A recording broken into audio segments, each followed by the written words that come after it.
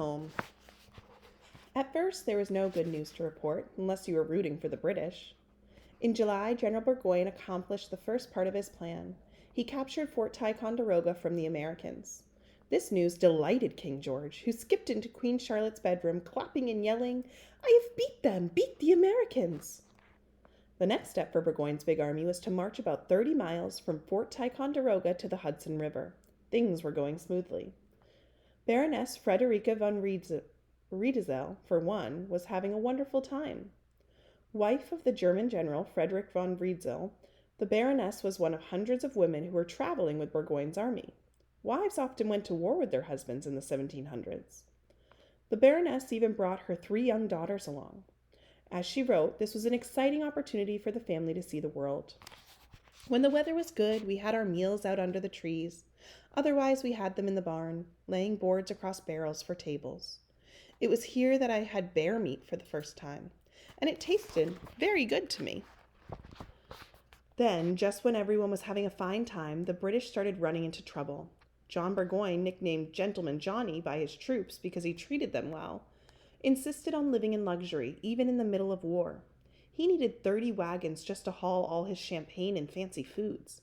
This really slowed down the march, especially since the army was traveling over narrow paths through muddy, mosquito-filled forests. And the Americans were doing a great job of making the British visitors feel unwelcome. American soldiers destroyed bridges and rolled boulders and logs into the road. They dammed up streams, causing them to flood the forest paths. Local farmers even burned their own crops just to make sure the British wouldn't find anything to eat in New York. Burgoyne was able to advance only 1 mile a day. By the beginning of September, his army was down to just a month's supply of food. And there was more bad news. You'll remember that Burgoyne's plan called for General William Howe to lead a second British army north from New York City. Now Burgoyne learned that Howe's army wasn't coming. General Howe had decided that he would rather attack Philadelphia than cooperate with Burgoyne's plan. Howe didn't like Burgoyne, and since he outranked Burgoyne, he could do whatever he wanted. Gentleman Johnny was starting to sweat. When I wrote more confidently, I had not foreseen that I was going to be left to pursue my way through such a tract of country and host of foes without any cooperation from New York. The leaves on the trees of northern New York were just starting to change from green to yellow and orange. To Burgoyne, the colorful leaves were a painful reminder that it was getting late in the year. If he was going to turn and march his army back to safety in Canada, he had to do it right then, before winter weather made the trip impossible. Burgoyne thought about it and decided to continue the attack. His army would try to fight its way south to Albany, where it could spend the winter indoors. This army must not retreat, he told his men. Was he thinking about that bet he had made back in London? A little help from Poland. The Americans knew that Burgoyne was coming. It was time to pick a spot and get ready for a showdown. Benedict Arnold and a Polish military engineer named Thaddeus Kosciuszko got on their horses and started looking for the perfect place to fight. Kosciuszko, or Kos, as the Americans called him, was a new addition to the Continental Army. Back in Poland, he had tried to elope or run off to be married with his girlfriend.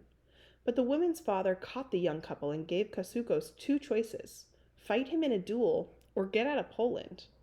Kos didn't want to kill the old guy, so he decided to leave his country. And as so many people have done since, he traveled to the United States in search of new opportunities. He met George Washington, and their conversation went like this. Washington: what do you seek here? Kos: I came to fight as a volunteer for American independence. Washington: what can you do? Kos: try me. Washington liked the guy's attitude, though he had a terrible trouble spelling the name Kosciuszko. He spelled it 11 different ways during the war. Washington sent Kos north to join the Northern Army. An expert at designing and building forts near rivers, Kos was exactly what the Americans needed in September 1777. Kos and Arnold found a hill above the Hudson River near the town of Saratoga. This looked like a good place to try to stop Burgoyne. Kos took out his notebook and started sketching ideas for forts. They would have to be simple forts. The British Army would be there in just a few days. Papa Franklin. Back in France, Franklin was eagerly opened every letter from home, hoping to read about a great American victory. But there had been no great victories yet, and to make things worse for poor Ben, he had to decode the letters before reading them. One letter began like this: I am very glad that 105 is going to be 156, and I am sure it will please 38 of 68. This was a simple code, using numbers to stand for important people and places.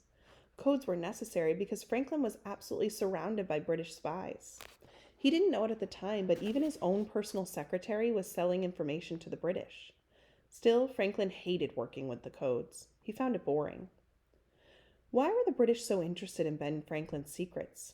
They were worried that Franklin might be in France to do more than just work out a treaty.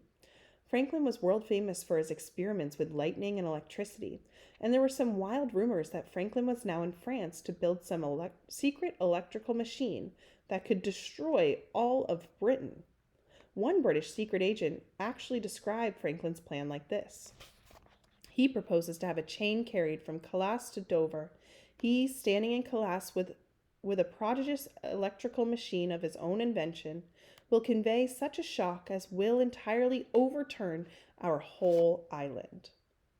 The truth is, Franklin was spending most of his time eating and drinking. The fancy people of Paris invited Franklin to parties every night, and he was too polite and hungry to refuse. Everyone in France, it seemed, wanted to get a close-up look at Franklin's simple American clothes and his beaver fur hat. Artists and sculptors gathered around to paint and sculpt his famous face. Young women lined up to kiss his cheek and called him Papa Franklin. Then they rushed to their wig makers and asked for wigs shaped like Franklin's fur hat. This was called wearing your hair a la Franklin. Franklin knew that most of this stuff was pretty silly, but he knew that he wasn't wasting his time. Franklin's fame and popularity were actually powerful tools. One dinner party at a time, he was winning the French people over to the American cause. If only the American army could help him a little bit. The Battle of Saratoga, Part 1. Now, back to New York. After a week of sweaty work under a killer summer sun, the Americans completed a fort at Saratoga. And just in time, too. Burgoyne's army attacked the American fort on September 19, 1777. The Battle of Saratoga was on. Just before the attack began, a general named Horatio Gates arrived at Saratoga to take command of the Northern Army. Gates was a careful commander, a guy who didn't like to take chances.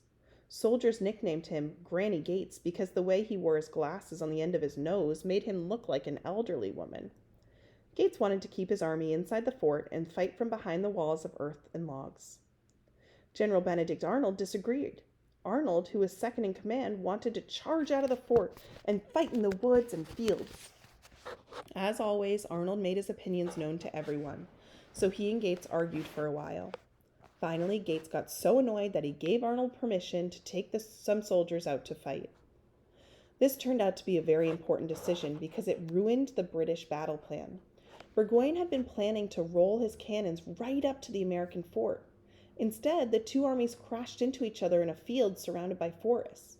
The Americans used the trees to their advantage, climbing up to high branches and firing their rifles down on the British with deadly accuracy. The deafening blasts of guns and cannons continued all afternoon, making soldiers on both sides feel like they were stuck in the center of a non-stop thunderstorm. Such an explosion of fire I never had any idea of before, said a young British lieutenant named William Digby. An American officer named Roger Lamb agreed. Both armies seemed to be determined on death or victory. As usual, Benedict Arnold was out in front of his men, charging right at the enemy guns. Arnold rushed into the thickest of fights with his usual recklessness, and at times acted like a madman, reported an American general named Enoch Poor. Arnold's fellow soldiers weren't sure if Arnold was very brave or very insane. Some thought he must be drunk, but there's no evidence that he was. Back in the British camp, Baroness von Riedzel listened to the battle with horror. I shivered at every shot, she said, for I could hear everything. She watched as the wounded men were carried back to camp, terrified that her husband would be among them. He wasn't. Only darkness ended the fighting that day. Though more than 1,000 men had been shot, neither side had won the battle. The exhausted armies collapsed and rested.